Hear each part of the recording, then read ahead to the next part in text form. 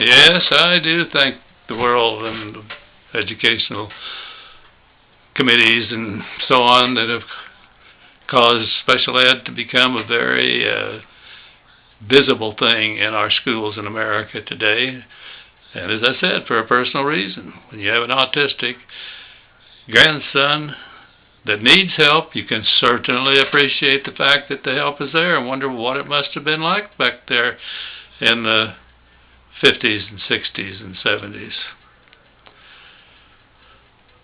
But there's another side to it that is very confusing when you look at the broad educational spectrum.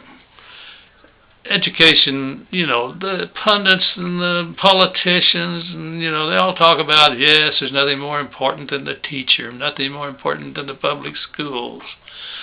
And then you have a day and age where you have people trying to find ways to siphon off what little money goes to the public schools so it can go to private schools.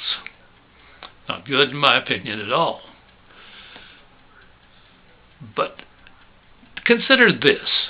Lou Finch, that was with me in the last part of the Evergreen experience and then up at Sheridan, Wyoming, and went on to be a superintendent of schools in Jefferson County, Colorado, and retired later as superintendent at Cedar Rapids, Cedar Rapids, Ohio.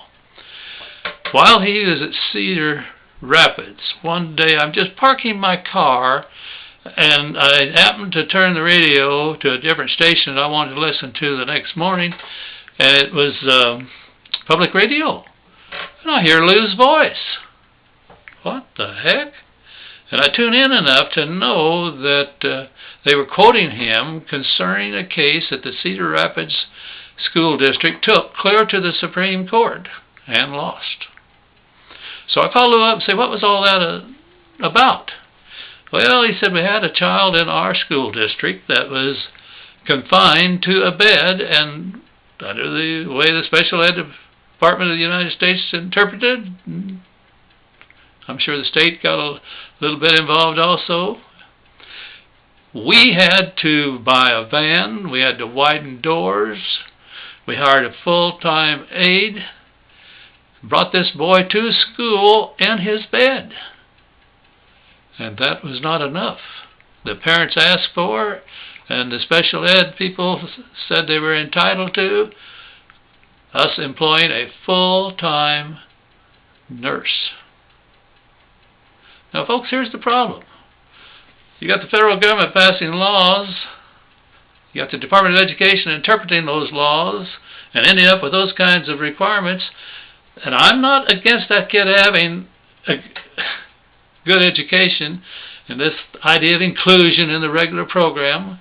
Not really against that, but when you get that kind of money going in, they had to buy a special van too for that bed. You get that kind of money going in for one individual, and the American government doesn't give you any real additional funds. What suffers? The education of all the other kids. And you can say, well, isn't that true when they provide an aid for your great-grandson? Yes, I'm sure it's true.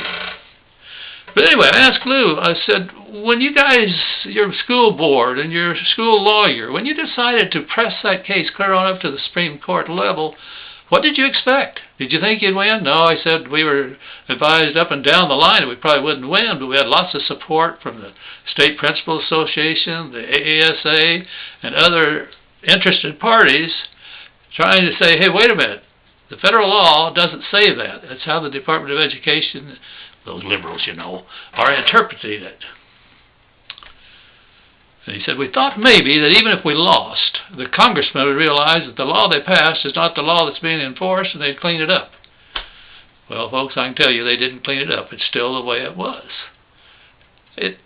Somehow there has to be some balance, and I think we're a little out of balance right now.